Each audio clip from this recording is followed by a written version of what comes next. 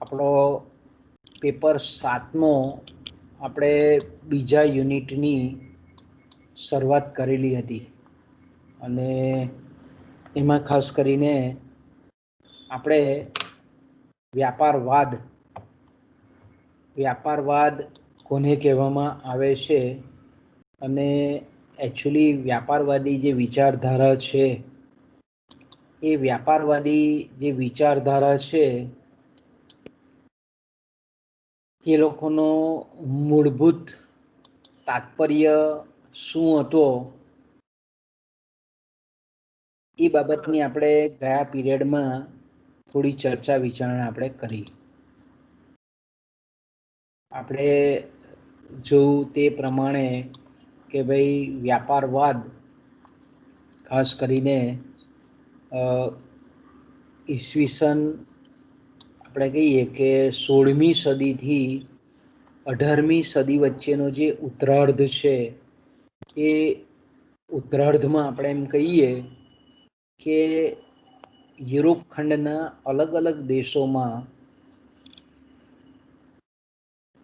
રાજ્યની જે કંઈ પણ આપણે એમ કહીએ કે આર્થિક નીતિ છે એ આર્થિક નીતિ સંબંધી શાસકીય નીતિ સંબંધી વ્યાપાર વિષયક નીતિ સંબંધી જે કંઈ પણ મંતવ્યો હતા અલગ અલગ દેશમાં અલગ અલગ જગ્યાએ અલગ અલગ વ્યક્તિઓએ પ્રદર્શિત કરેલા નીતિ વિષયક જે વિચારો હતા એનું આપણે પછીથી સંકલન કરી અને એને વ્યાપારવાદ, વાણિજ્યવાદ કે ઇંગ્લિશમાં એને આપણે મર્કન્ટાલિઝમ એવું નામ આપીએ છીએ. તો આપણે જોયું તે પ્રમાણે કે ભાઈ મધ્યકાળમાં જે સમગ્ર સમાજ હતો તે ધર્માંધતાથી આખો પ્રચુર હતો. વ્યક્તિના સુખનું કોઈ મહત્ત્વ હતું નહીં. ખ્રિસ્તી ધર્મનું સમગ્ર યુરોપમાં આપણે એમ કહીએ કે વર્ચસ્વ હતું. એટલે ખ્રિસ્તી ધર્મના જે કંઈ પણ ઉપદેશકો હતા તે જે કંઈ પણ કહેતા એ સત્ય માની લેવું પડતું હતું. એની સામે કોઈક વિરોધી વિચાર વ્યક્ત કરી શકાય એવા નહીં હતા. પણ આપણે જોયું તે પ્રમાણે કે મધ્યકાળનો જે પછીના જે પાછળના વર્ષો છે, ખાસ કરીને છેલ્લા 1200થી 1500 એ દરમિયાન આપણે જોઈ શકીએ છીએ કે યુરોપમાં એક તો વસ્તીમાં વધારો થયેલો, વ્યાપારમાં વધારો થયો. બીજું આપણે એમ કહીએ કે જે સામંતશાહી હતી, જાગીરી પદ્ધતિ હતી, એના પર જે સમગ્ર સમાજ રચના હતી તે ધીરે ધીરે કોલેપ્સ થવા માંડી, વિખેરાવા માંડી. અને બીજું આપણે જાણીએ છીએ તે પ્રમાણે કે યુરોપમાં લેટિન ભાષાનો ઉપયોગ વધારે હતો. એટલે આપણે એમ કહીએ કે તે સમયના જે આ ખ્રિસ્તી ધર્મ વિરોધી જે વિચારો હતા, વ્યાપારવાદને પોષક એવા વિચારો હતા, એનો યુરોપમાં ખાસ કરીને પ્રચાર પ્રસાર થયો. એ જ રીતે આપણે જાણીએ છીએ તે પ્રમાણે કે એશિયા ખંડ અને અમેરિકા ખંડ સાથે વ્યાપારિક માર્ગો, દરિયાઈ માર્ગો એ યુરોપના ખુલ્યા. એટલે આપણે એમ કહીએ કે દરિયાઈ માર્ગોને લીધે એશિયા અને અમેરિકા સાથેના વ્યાપારિક સંબંધો એ યુરોપ ખંડના અલગ અલગ દેશોમાં વધ્યા. પ્રાચીન સમયમાં આપણે જે માનતા હતા કે ભાઈ અયોગ્ય માર્ગે અને વધારે સંપત્તિ ભેગી ન કરવી જોઈએ એવા જે વિચારો હતા પ્રાચીન સમયના, એના બદલે આજે 16મી સદી દરમિયાન આપણે એમ કહીએ કે ગમે તે રીતે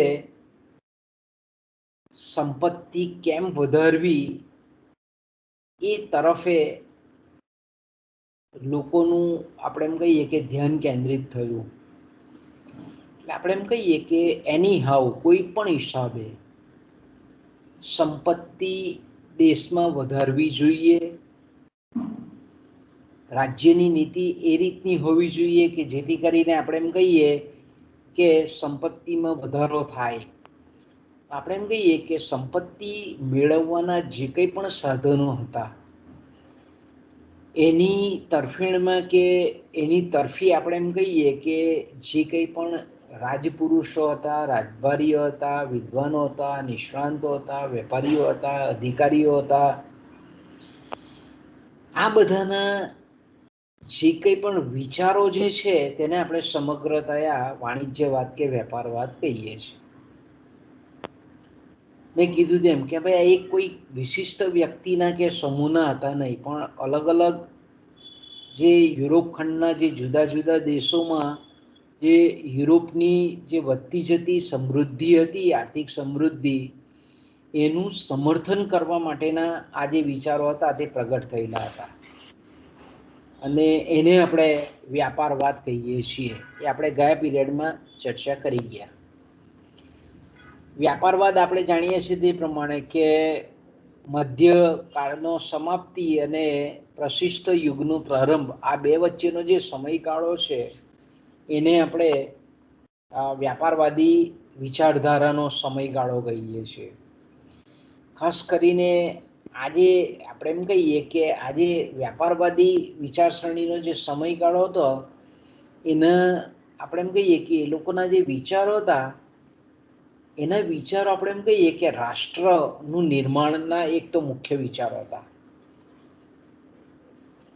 અને બીજું આપણે એમ કહીએ કે રાષ્ટ્રને એક આંતરિક રીતે ખાસ કરીને અને આંતરરાષ્ટ્રીય સ્તરે મજબૂત કઈ રીતે બનાવી શકાય એ અંગેના એમના વિચારો હતા. બીજું આપણે એમ કહીએ કે સરકાર એટલે કે તે વખતે આપણે રાજા જાણીએ છીએ તે પ્રમાણે કે સરકાર પાસે પોતાના વિચારોને જો અસરકારક રીતે મૂકવા માટે અને ખાસ કરીને આર્થિક સમસ્યાઓનો સ્પષ્ટ ઉકેલ લાવવા માટે આંકડાઓનો આધાર એ જરૂરી છે. એટલે કે ડેટાબેઝના આધારે કોઈ પણ સરકાર એટલે કે રાજા જો નીતિ વિષયક બાબતો અંગે જો સ્પષ્ટતા કરે તો આપણે એમ કહીએ કે એ સ્પષ્ટતાનો લોકો સરળતાથી સ્વીકાર કરતા હતા. એટલે આપણે એમ કહીએ કે સરકાર જ્યારે એટલે કે રાજા જ્યારે પણ આપણે એમ કહીએ કે કોઈ નીતિ વિષયક બાબતોનું અમલીકરણ કરે ત્યારે એની પાછળ ચોક્કસ આંકડાકીય જે આપણે એમ કહીએ કે દલીલો હતી અથવા તો આંકડાકીય જે સંશોધનો હતા કે જેને એ લોકો રાજકીય ગણિત કહેતા હતા, આ વ્યાપારવાદી વિચારકો, એ હોવું જોઈએ. તો આપણે એમ કહીએ કે એના આધારે જે નીતિ ઘડેલી છે અને નીતિના જે કંઈ પણ ઉદ્દેશો છે એને યોગ્ય રીતે પાર પાડી શકાય. ઓકે, બીજું આપણે કહીએ છીએ તે પ્રમાણે કે આજે આપણે ગયા પીરિયડમાં બી ચર્ચા કરી ગયા છે કે ભાઈ વ્યાપારવાદના વિચારોનું જે મુખ્ય દ્રષ્ટિબિંદુ હતું એ નાણું એટલે સંપત્તિ. અને મેં કીધું તેમ કે તે વખતે નાણાકીય અર્થકારણનો પ્રારંભ થઈ ગયેલો હતો. નાણું ખાસ કરીને આપણે કહીએ કે વિનિમયના માધ્યમ તરીકે વસ્તુ વિનિમયની જગ્યાએ સ્થાન પામેલું હતું અને તે વખતે નાણું આપણે જાણીએ છીએ તે પ્રમાણે કે મૂલ્યવાન જે ધાતુ હતી સોનું અને ચાંદી એના રૂપમાં એનો સ્વીકાર થતો હતો. અને આપણે એમ કહીએ કે આ નાણું એટલે કે જે સંપત્તિ છે સોના ચાંદીની જે અગત્યની અસ્કયામત છે એ રાષ્ટ્રીય પ્રભાવ વધારી શકે છે એવું આ લોકો માનતા હતા. અને રાષ્ટ્રીય પ્રભાવ ત્યારે જ વધારી શકાય કે દેશ પાસે આવી જે મૂલ્યવાન ધાતુ છે સોનું અને ચાંદી એનો ખજાનો હોય, એનું પ્રમાણ એમની પાસે હોય. એટલે આપણે એમ કહીએ કે ત્યારે જ દેશ પાસે મળે કે જ્યારે એ આંતરરાષ્ટ્રીય વેપારમાં એ ચડિયાતો હોય એ દેશ અન્ય દેશોના મુકાબલે. એટલે આપણે એમ કહીએ કે આંતરરાષ્ટ્રીય વેપાર દ્વારા જ, પરરાષ્ટ્રીય વેપાર દ્વારા જ, ઇન્ટરનેશનલ ટ્રેડ દ્વારા જ આપણે એમ કહીએ કે રાષ્ટ્રીય પ્રભાવ વધારી શકાય છે. અને સાથે સાથે જે સોના અને ચાંદીના રૂપમાં જે નાણું હતું તેની સંપત્તિ, તેનો ખજાનો એ દેશમાં એકત્ર કરી શકાય છે. આવું એ લોકોનું માનવું હતું. એટલે આપણે એમ કહીએ કે વાણિજ્યવાદીઓ જે ખાસ કરીને વિદેશ વેપારને એક દ્રષ્ટિકોણથી મુક્ત કરવાનું વિચારતા હતા, પણ બીજી બાજુ આપણે એમ કહીએ કે લોકો પ્રતિબંધ પણ મૂકવાની વાત કરતા હતા. જો એ લોકો શું કહેતા હતા કે વિદેશ વેપાર થવો જોઈએ, પણ એના નિયંત્રિત વિદેશ વેપાર થવો જોઈએ. ટોટલી ઉદાર, જેને આપણે એમ કહીએ ને કે ઉદારમતવાદી નીતિ નહીં હોવી જોઈએ વેપારમાં, આંતરરાષ્ટ્રીય વેપારમાં. એટલે એનો કહેવાનો મતલબ શું હતો કે વિદેશ વેપાર એ રીતનો થવો જોઈએ કે દેશમાં આયાત પર પ્રતિબંધ હોવો જોઈએ અને નિકાસને ભરપૂર છૂટ આપવાની. એને આપણે શું કહીએ છીએ? નિયંત્રિત વિદેશ વેપાર. કે ભાઈ વિદેશ વેપારની નીતિ એવી રીતે ઘડાવી જોઈએ કે વિદેશોમાંથી પોતાના દેશમાં જે આયાત થતી વસ્તુ છે એના પર શું મૂકવાનું? અંકુશ મૂકવાના, એના પર નિયંત્રણ મૂકવાનું. પણ પોતાના દેશમાંથી જે વસ્તુ બહાર મોકલવાની હોય તેને છૂટ આપવાની. તો આપણે એમ કહીએ કે વાણિજ્યવાદીઓ આ રીતની વિચારધારા ધરાવતા હતા. એટલે એને આપણે કહીએ છીએ વિદેશ વેપારની મુક્તતા પણ નહીં, પરંતુ તેના નિયમન, અંકુશ, નિયંત્રણ પર ભાર મૂકતા હતા. તો આવું ત્યારે જ થઈ શકે કે જ્યારે રાષ્ટ્રવાદી સરકાર ચુસ્ત હોય, એટલે રાષ્ટ્રની દેશભક્ત સરકાર હોય, રાષ્ટ્રને આપણે એમ કહીએ કે ઉપર લાવવાવાળી સરકાર હોય, એવું વ્યાપારવાદીઓ માનતા હતા. આ ચર્ચા આપણે લાસ્ટ પીરિયડમાં થોડી કરી ગયા છે. પછી આપણે અહીંયાથી અટકેલા હતા કે ભાઈ વ્યાપારવાદ અંગેની ઐતિહાસિક ભૂમિકા. એટલે ઐતિહાસિક ભૂમિકા એટલે આપણે એમ કહી શકીએ કે ભાઈ વ્યાપારવાદ કઈ રીતથી એ યુરોપમાં, કારણ કે મધ્યકાળી યુગનો અંત થયો અને વ્યાપારવાદી વિચારધારા એ અસ્તિત્વમાં આવી. તો આપણે એ જાણવું પડે કે ભાઈ વ્યાપારવાદનો શરૂઆત ક્યાંથી થયેલી, કયા વર્ષથી થયેલી હતી. હવે આપણને કોઈ ચોક્કસ એવા આપણે એમ કહીએ કે ચોક્કસ સમયગાળો કે સમય બિંદુ આપણને મળતું નથી કે ભાઈ આ જ વર્ષથી વ્યાપારવાદી વિચારધારાનો શરૂઆત થયેલી હતી, ઉપયોગ થયેલો હતો. પણ આપણે ઘણા બધા જે કંઈ પણ આર્થિક ઇતિહાસના પુરાવો જોઈએ તો એમાંથી આપણને થોડો ઘણો ચિતાર આવી જાય કે ભાઈ આપણે એમ કહી શકીએ કે આટલા સમયગાળાથી વ્યાપારવાદી વિચારધારા એ યુરોપમાં શરૂઆત થયેલી હતી, પ્રારંભ થયેલો હતો અને પ્રવર્તતી હતી. તો ખાસ કરીને આપણે એમ કહીએ કે વ્યાપારવાદનો ઉપયોગ ખાસ કરીને રાજ્યની નીતિ ઘડવામાં ક્યારથી થવા લાગ્યો અને એની ક્યારે અસર અદૃશ્ય થઈ અથવા તો એનું પતન ક્યારે થયું તે વિશે આપણે ચોક્કસ સમયગાળો કહી શકીએ નહીં, પણ ખાસ કરીને આપણે એમ કહીએ કે યુરોપના ઘણા એવા લેખકો હતા કે જેમણે તે વખતે એના સમયમાં, તત્કાલીન સમયમાં જે કંઈ પણ વિચારો અભિવ્યક્ત કરેલા હતા રાજ્યની નીતિ વિશેના, રાજા વિશેના, તો એનાથી આપણે કંઈક અંશે એવો અંદાજ બાંધી શકીએ કે ભાઈ ત્યારથી એ વિચારધારાનો પ્રારંભ થયેલો કહેવાય. કે દાખલા તરીકે મેકિયાવેલી નામના જે આપણે કહીએ કે યુરોપિયન વિચારક છે ઇંગ્લેન્ડના, ખાસ કરીને એમણે એમનો જે સમયગાળો છે એટલે એમનો જન્મ 1469માં હતો અને મૃત્યુ 1527માં થયેલું. એમણે એક પ્રિન્સ નામનો ગ્રંથ લખેલો હતો. અને બીજા હતા આપણે એમ કહીએ કે જીયા બોદીન, બરાબર. હવે આપણે એનો જે સમયગાળો હતો એ 1530થી માંડીને 1596 હતા. તો આ બંને લેખકોએ જે પુસ્તકો લખેલા હતા તો એ પુસ્તકમાં એનો જે આપણે કહીએ કે એણે ઘણું બધું પુસ્તક લખેલા હતા, એટલે ઘણા બધા વિચારો અભિવ્યક્ત કરેલા હતા. પણ જો આપણે એમ કહીએ કે અહીંયા આપણે વ્યાપારવાદની શરૂઆતની જો વાત કરીએ તો એમાં આપણને એક વસ્તુ આ લોકોના પુસ્તકમાં એક કોમન દેખાય કે વ્યાપારવાદી જે વિચારધારા છે, વ્યાપારવાદ કે જેને આપણે વાણિજ્યવાદ કહીએ છીએ, એ આંતરરાષ્ટ્રીય વેપારના લાભમાં માને છે કે ભાઈ દરેક દેશે પોતાના દેશની અંદર તો વેપાર કરવાનો જ, પણ બીજા દેશોની સાથે પણ વેપાર કરવાનો. બીજું આપણે એમ કહીએ કે આંતરરાષ્ટ્રીય વેપારનો જો લાભ દેશે મેળવવો હોય તો એના માટે સરકાર કેવી હોય? મજબૂત હોવી જોઈએ, પ્રભાવશાળી હોવી જોઈએ, ચુસ્ત રાષ્ટ્રવાદી હોવી જોઈએ.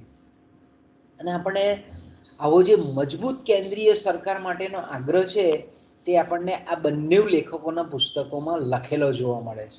અને એનો સમયગાળો તમે જોઈ શકો છો કે 16મી સદીનો પ્રારંભ કહેવાય, કારણ કે 1469 એનો જન્મ, એટલે લગભગ એમણે આ પુસ્તક જ્યારે પ્રિન્સ લખ્યું ત્યારે 1502-3 જેવો સમયગાળો હશે એનો.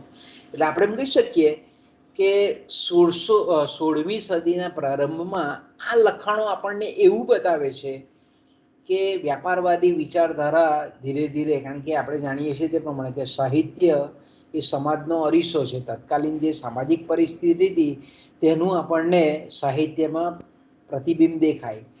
તો આપણે એમ કહી શકીએ કે આ બે જે આપણે કહીએ કે લેખકોના જે પુસ્તકો હતા એના પરથી આપણે એમ કહી શકીએ કે વ્યાપારવાદની શરૂઆત એ 16મી સદીના પ્રારંભમાં થયેલી આપણને દેખાય છે.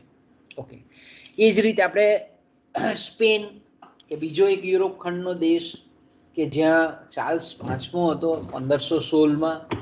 હવે એની તો આપણને ચોક્કસ સમય મળે છે 1516માં, એટલે 16મી સદીના પહેલા દાયકાની આપણે બીજા દાયકામાં વાત કરીએ તો આ જ્યારે ગાદી આવ્યો ત્યારે એણે શું કર્યું, એની જે આર્થિક નીતિ હતી, રાજનીતિ એટલે તે વખતની એની આર્થિક નીતિ આપણે કહીએ કે એમાં એણે વિન્યાસ એટલે કે ઉદારમતવાદી પગલાઓ લેવા માંડ્યો. સ્પેનનો આ જે પાંચમો રાજા હતો એટલે એણે અન્ય જે રાજ્યો હતા, એટલે અન્ય રાજ્યો એટલે અહીંયા શબ્દ શું હતો, અહીંયાનો શું શબ્દ, રાજ્યનો મતલબ મેં આગળ બી તમને કીધું તે પ્રમાણે કે રાજ્ય મીન્સ કન્ટ્રી, દેશ, રાષ્ટ્ર. રાજ્ય એટલે ગુજરાત રાજ્ય એવું નહીં, તે વખત આપણે જાણીએ છીએ તે પ્રમાણે કે આવું રાષ્ટ્ર જેવો શબ્દ નહીં હતો. એટલે તે વખતે આપણે કહીએ કે રાજ્ય શબ્દ વપરાતો હતો. એટલે રાજ્ય એટલે આપણે એમ કહીએ અત્યારના સંજોગોમાં જો વિચારીએ તો તે સમયનો રાજ્ય શબ્દ એ અત્યારના દેશના કોન્ટેક્સ્ટથી છે, દેશના સંદર્ભથી છે. એટલે આપણે એમ કહીએ કે ચાર્લ્સ પાંચમા એ જ્યારે સ્પેનની ગાદી પર બેઠો ત્યારે એણે અન્ય રાજ્યો એટલે પોતાના દેશની અંદર એટલે કે સ્પેનમાં જે બીજા દેશના વેપારીઓ વેપાર અર્થે આવતા હતા એના પર એણે પ્રતિબંધ મૂક્યો. પ્રતિબંધ મૂક્યો એટલે શું થયું, તો બીજા દેશની આયાત છે તેને અટકાવી એણે. ઓકે, બીજું આપણે એમ કહીએ કે આ સ્પેનનો જે પાંચમો ચાર્લ્સ હતો રાજા, તેને તે વખતે વિનિમયના માધ્યમ તરીકે વસ્તુના બદલામાં વસ્તુની જગ્યાએ શાખા પદ્ધતિની જગ્યાએ નાણાંનો ઉપયોગ શરૂ કર્યો. અને આપણે એમ કહીએ કે નાણાકીય અર્થકારણનો પ્રારંભ થયો, એનો ધીરે ધીરે આપણે એમ કહીએ કે વિકાસ પણ થયો. અને આપણા પેપર 5 જોઈ ગયા તે પ્રમાણે કે નાણું એક અગત્યનું વિનિમયનું માધ્યમ છે અને એને લીધે આર્થિક પ્રવૃત્તિ, આર્થિક વૃદ્ધિ, આર્થિક વિકાસ અને આર્થિક પ્રગતિ એ ઝડપી બને છે. એ આપણે 5 ચર્ચા કરી ગયા. એટલે તમે અહીંયા જોઈ શકો છો કે ભાઈ નાણાકીય અર્થકારણનો પ્રારંભ થયો, નાણું વિનિમયના માધ્યમ તરીકે ઉપયોગમાં લેવા માંડ્યું, એટલે સ્વાભાવિક છે કે વ્યાપારિક પ્રવૃત્તિઓ, વાણિજ્યિક પ્રવૃત્તિઓ, ધંધાકીય પ્રવૃત્તિઓ, આર્થિક પ્રવૃત્તિઓમાં વિસ્તાર થયો હોય.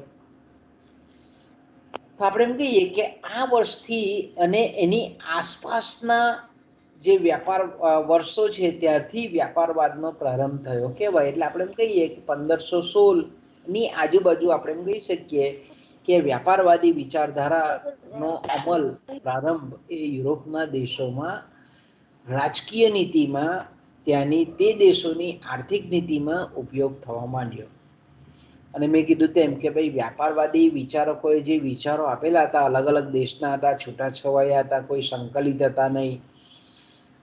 પણ આપણે એમ કહીએ કે એના આધારે એ જે તે દેશની આપણે એમ કહીએ કે રાજકીય નીતિ કે આર્થિક નીતિમાં પરિવર્તન કરવામાં આવતો હતો. તો આપણે એમ કહીએ કે પછીથી એનું એક ચોક્કસ સ્વરૂપ વ્યવસ્થિત સિદ્ધાંતના સ્વરૂપમાં પાછળથી આવ્યો. ખાસ કરીને તે વખતે શેરા નામના એક ઇટાલીના જે લેખક હતા, તે વખતે એમણે પુસ્તક લખેલું 1613માં કે ભાઈ જે દેશોમાં સોના અને રૂપાની ખાણો નથી, બરાબર, આપણે જાણીએ તે પ્રમાણે કે સોનું અને ચાંદી જે છે એ જમીનમાંથી મળતી ધાતુ છે, અન્ય જે ધાતુ મળે છે તે રીતની. તો કે ભાઈ આપણે એમ કહીએ કે કોઈ પણ જે દેશ છે તે બે રીતે સમૃદ્ધ થાય. કારણ કે તે વખતે આપણે જાણીએ તે પ્રમાણે કે સંપત્તિ એટલે નાણું અને નાણું એટલે સંપત્તિ. અને સંપત્તિમાં નાણાંમાં સોના અને ચાંદી આ બે ધાતુનો ઉપયોગ તે વખતે થતો હતો. એટલે દેશ બે રીતે મજબૂત બની શકે. એક તો દેશ પાસે સોના અને ચાંદીની ખાણો હોય, બરાબર.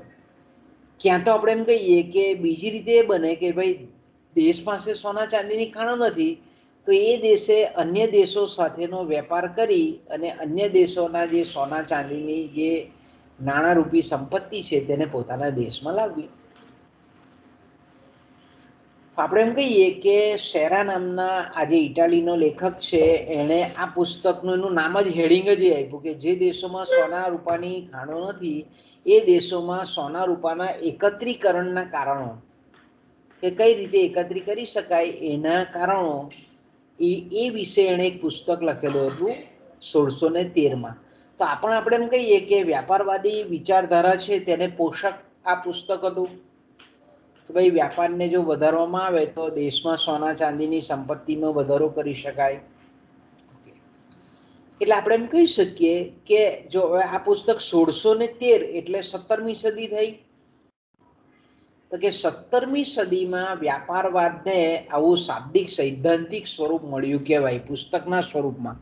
એ પહેલા મેં કીધું તેમ કે છૂટાછવાયા વિચારો હતા, પણ જો આપણે એમ કહીએ કે શાબ્દિક સ્વરૂપ જેને આપણે કહીએ, શાબ્દિક સૈદ્ધાંતિક સ્વરૂપ તે 17મી સદીમાં આપણને મળેલું દેખાય છે.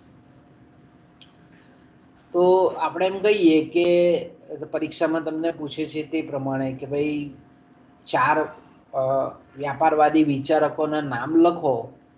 તો અહીંયા મેં આપણે સ્ક્રીન પર બતાવેલા છે તે પ્રમાણે તમે જોઈ શકો છો કે પહેલા જે વિચારક છે ઇંગ્લેન્ડના એ છે sir Thomas Mun, Alan Hume, Richard Cantillon, Richard Cantillon, પછી John Locke, William Petty, Adam Muller, Charles Davenant, sir Josiah Child, Antonio Serra, આપણે જે આગળ એનું પુસ્તક જોયું તે 1613માં, એનું આખું નામ છે એન્ટોનિયો સેરા. પછી ગેરાલ્ડી માલિનેસ, એડવર્ડ મિલ્સેડન, જીન બોદિન, કોલબાર્ટ, જીન બેપ્ટિસ્ટ કોલબાર્ટ, પણ એને આપણે કોલબાર્ટ તરીકે ઓળખીએ છીએ, JP કોલબાર્ટ.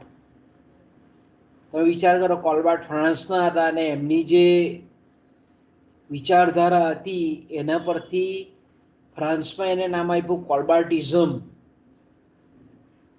ફર્નાન્ડિયો ગાલિયાની, James ડેનહમ Stuart, Philip વિલ્હેમ von હોર્નિક, આખું નામ છે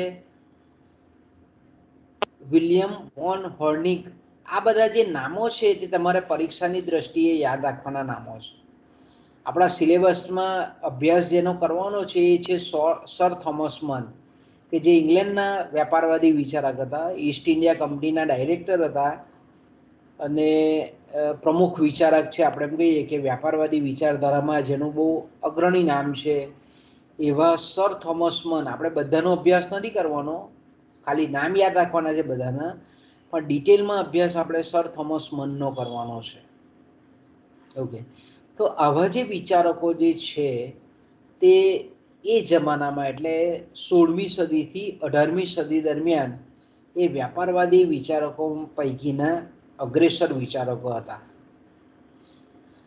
આપણે જાણીએ છીએ તે પ્રમાણે ગઈકાલે પણ થોડીક ચર્ચા બાબતમાં કરેલી હતી કે 1789માં ફ્રાન્સમાં જે ઔદ્યોગિક ક્રાંતિ આવી અને ઇંગ્લેન્ડમાં જે 1790થી 1800 દરમિયાન જે ઇંગ્લેન્ડની ઇન્ડસ્ટ્રીયલ રેવોલ્યુશન આવ્યું એને લીધે આ બંને દેશોમાં, ફ્રાન્સ અને ઇંગ્લેન્ડમાં એક નવી જ પરિસ્થિતિ સર્જાય. અને એથી આપણે એમ કહીએ કે ત્યારથી રાજકીય ક્ષેત્રે વાણિજ્યવાદી જે વિચારધારા હતી, વ્યાપારવાદી જે વિચારધારા હતી, એનો ત્યાગ કરવામાં આવેલો આપણને દેખાય છે.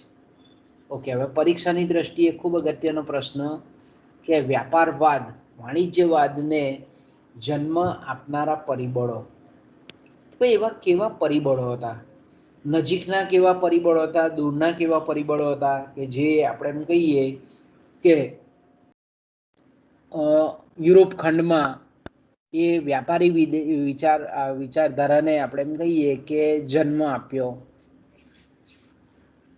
તો પહેલાં તો આપણે આગળ પણ ચર્ચા કરી ગયા તે પ્રમાણે કે પ્રસ્તાવનામાં પણ એની આપણે ચર્ચા કરી ગયા કે ભાઈ મધ્ય યુગમાં યુરોપના મોટાભાગના દેશોમાં એ જાગીરી પદ્ધતિ હતી, ઉમરાવશાહી પદ્ધતિ એને આપણે કહીએ છીએ, એને આપણે સામંતશાહી પદ્ધતિ કહીએ છીએ. આ જે જાગીરી પદ્ધતિ હતી અને એના આપણે માઇનસ પોઈન્ટ જોયા છે, એના વીક પોઈન્ટ જોયા છે, એના નકારાત્મક પરિબળોથી આપણે વાકેફ છે કે ભાઈ આવા જે જાગીરદારો હતા, મોટા મોટા જમીનના માલિકો, કે એ જમીનના માલિકો મોટે ભાગે ખ્રિસ્તી ધર્મના બહુ ઊંચા હોદ્દા પર બિરાજમાન હતા, સમાજની ધુરા એ લોકો પાસે હતી, અને મોટેભાગના આ જે જાગીરદારો હતા, ઉમરાવો હતા, એ બધા પોપ હતા, ચર્ચના પાદરીઓ હતા, એ લોકો જે કહે તે પ્રમાણે સાચું હતું. પણ મેં કીધું તેમ કે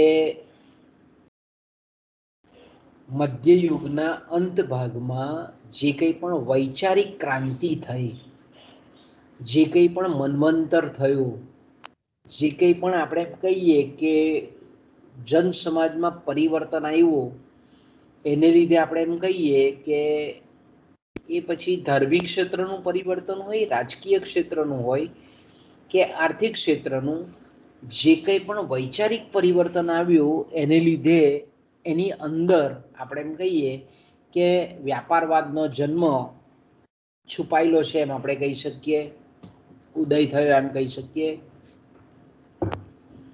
તો મેં કીધું તેમ કે ભાઈ આ જાગીરી પ્રથા જે હતી એનું જો આપણે એમ કહીએ કે શરૂઆત થયેલી હોય તો એ રોમન સામ્રાજ્યને લીધે એ યુરોપ દેશમાં થયેલી હતી.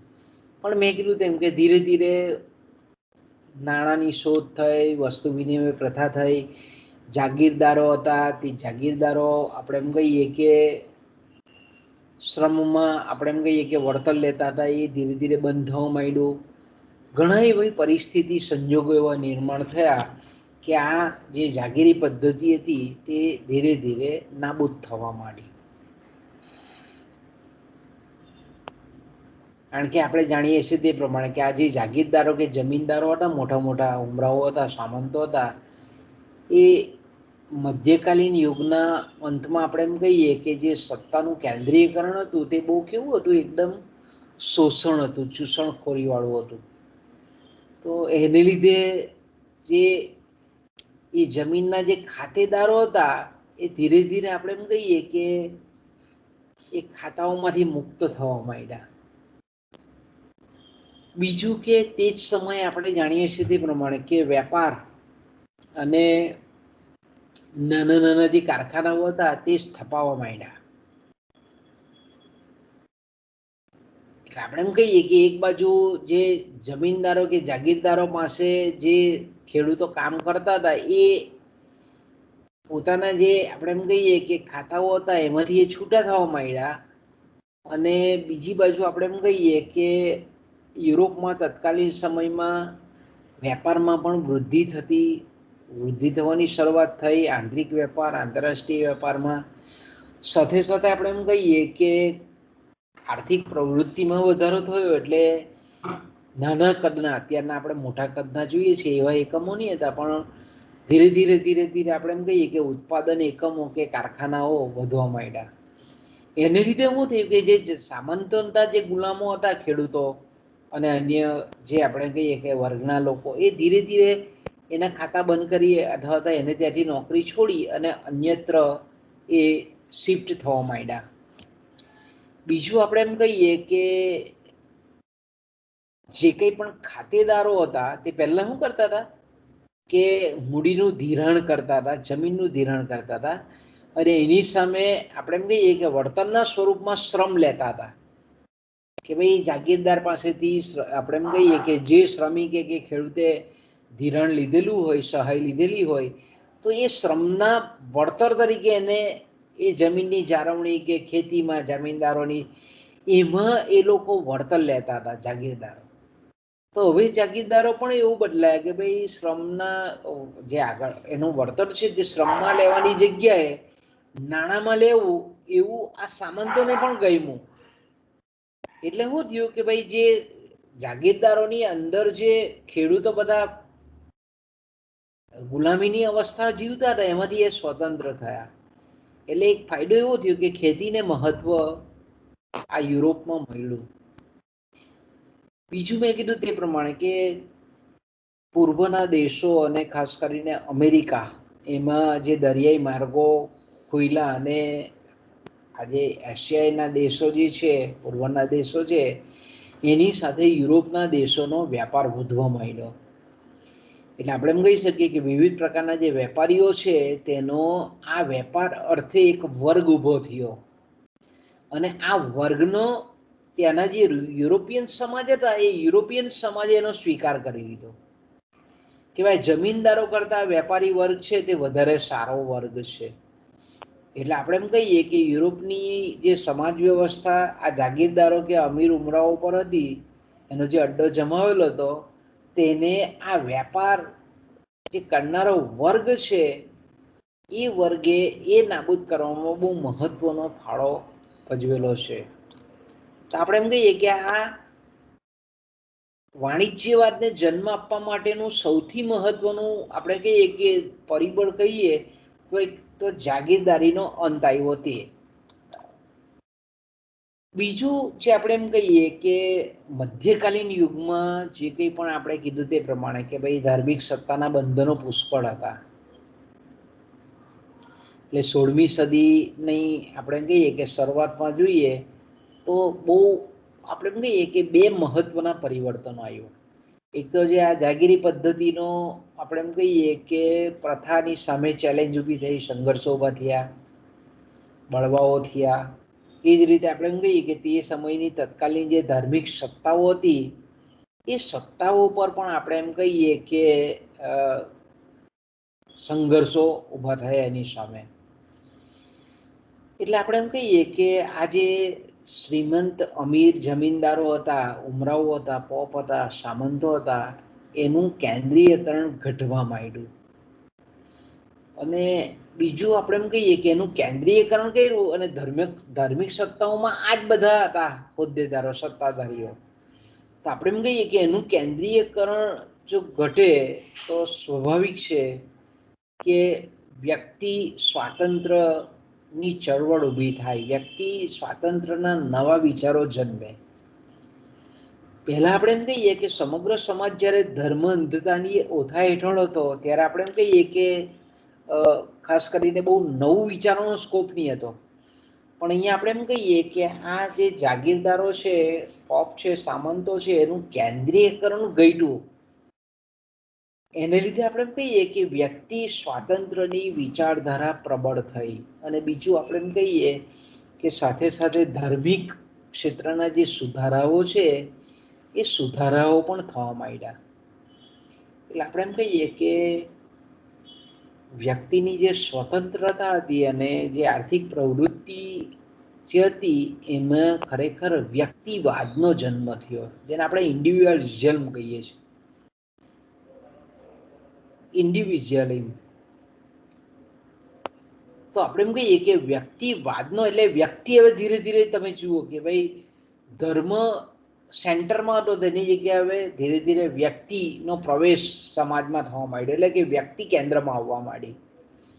બીજું આપણે એમ કહીએ કે જે ધાર્મિક સત્તાઓનું જે વર્ચસ્વ હતું અને સમાજને આપણે એમ કહીએ કે અવળી દિશામાં જે લઈ જતા હતા એ ધાર્મિક સત્તાનું વર્ચસ્વ તૂટ્યું. હવે વર્ચસ્વ તૂટ્યું એટલે રાષ્ટ્રવાદને પ્રોત્સાહન મળ્યું કે ભાઈ દેશ હોવો જોઈએ, દેશ મજબૂત હોવો જોઈએ.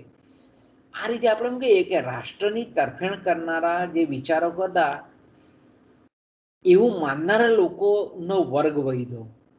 અને બીજું રાષ્ટ્રને જો આપણે એમ કહીએ કે એક કરવું હોય, બરાબર, રાષ્ટ્રને જો આપણે એક કરવું હોય તો સ્વાભાવિક છે કે ભાઈ એક કેન્દ્રીય સત્તા મજબૂત હોવી જોઈએ. એટલે કે રાજાઓ કે જે આપણે એમ કહીએ કે હંમેશા પોતાના દેશ માટે મરી પીટે છે એવા રાજાઓની સત્તા હોવી જોઈએ. તો હવે એક જનમત ઊભો થયો, રાષ્ટ્રીય મત ઊભો થયો એટલે આપણે એમ કહીએ કે જે સામંતો કે જે ધાર્મિક ખ્રિસ્તી ધર્મના જે ધર્મ ઉપદેશકો હતા તેણે રાજાને આખા સાઈડ ટ્રેક કરી દીધેલા હતા. રાજાને કેવો બનાવી દીધેલા હતા? નબળા બનાવી દીધેલા હતા. તો આપણે એમ કહીએ કે આ જે રાજાઓ જે આપણે એમ કહીએ કે જાગીરી પ્રથા દરમિયાન નિષ્ક્રિય થઈ ગયેલા હતા, સત્તા વિહોણો થઈ ગયેલા હતા, આ જે નવી વિચારધારા જે ધાર્મિક સુધારણાની થઈ એને લીધે રાજાઓનું કેન્દ્રમાં સ્થાન એ પાછું પુનઃ સ્થપાયું. હવે રાજા જો કેન્દ્રીય સત્તા મજબૂત હોય તો સ્વાભાવિક છે કે ભાઈ વ્યાપાર અને ઉદ્યોગને એ મહત્વ આપે. બળવાન જેટલો રાજા તેટલો આપણે એમ કહીએ કે વેપાર અને ઉદ્યોગને મહત્વ વધારે મળે. પણ જ્યાં સુધી મેં કીધું કે ભાઈ વ્યક્તિઓ ઉપર, સમાજ ઉપર ધાર્મિક સત્તાનું જો વર્ચસ્વ હોય તો દેશના હિતોનો રાષ્ટ્રીય દ્રષ્ટિએ કોઈ દિવસ વિચાર નહીં થાય. કારણ કે આપણે જાણીએ તે પ્રમાણે કે સમાજ પરનું ધર્મનું અને તે વખતે જે વર્ચસ્વ હતું તે ઘણા બધા દેશોમાં વેચાયેલું હતું. અને તે વખતે આપણે એમ કહીએ કે આવી જે ધર્મ સત્તા હતી એની સામે બોલવું એ ખરેખર જીવના જોખમ સમાન હતું.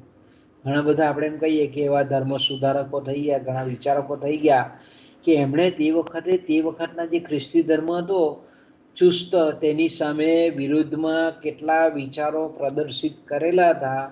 એમને એના બદલામાં મોતની સજા કરવામાં આવેલી હતી. એમાંના બે તો આપણે છે જ, ઇરેસ્મસ અને માર્ટિન લ્યુથર.